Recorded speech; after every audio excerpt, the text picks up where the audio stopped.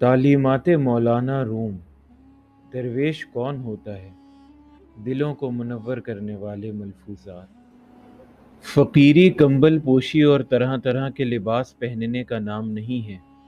نیکی تک پہنچنے کے لیے نیکوں کا سا لباس اختیار کر لینا مفید ہے، لیکن محض لباس اختیار کر لینا اور بدوں کے سے کام کرنا برا ہے۔ یاد رکھو، نشانات سے منزل تک پہنچنا چاہیے، محض نشان حاصل کرنا کافی نہیں۔ شیطان کی بیماری میں بہتر ہوں ہی تھی، یہ مرض ہر مخلوق کے نفس میں موجود ہے۔ انسان باطنی غلاظتوں کا علاج خود نہیں کر سکتا، اس کے لیے کسی شیخ کی طرف رجوع کر۔ نہر کا پانی اپنے گوبر کو خود صاف نہیں کر سکتا، انسان کا علم نفس کے جہل کو صاف نہیں کر سکتا۔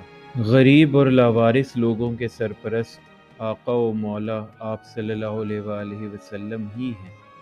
آپ صلی اللہ علیہ وآلہ وسلم کی شان پاک کے حسب حال اللہ تعالیٰ نے آپ صلی اللہ علیہ وآلہ وسلم کو رحمت للعالمین کے لقب سے نوازا ہے۔ آپ صلی اللہ علیہ وآلہ وسلم پر درود و سلام ہو۔ دنیا میں جو روشنی ہے، نور ہدایت ہے، صرف آپ صلی اللہ علیہ وآلہ وسلم کی وجہ سے۔ اولیاء اللہ کی سب سے اہم علامت یہ ہے کہ جس کی صحبت سے اللہ تعالیٰ اور رسول اللہ صلی اللہ علیہ وآلہ وسلم یاد آ جائیں، دنیا کی محبت سے دل سرد ہو جائے اور اخلاص کی عظیم دولت حاصل ہو جائے۔ اگر تمہیں سب راستے بند نظر آئیں تو وہ تمہیں ایسا پوشیدہ راستہ دکھا دے گا جس کے بارے میں کوئی جانتا نہیں ہوگا۔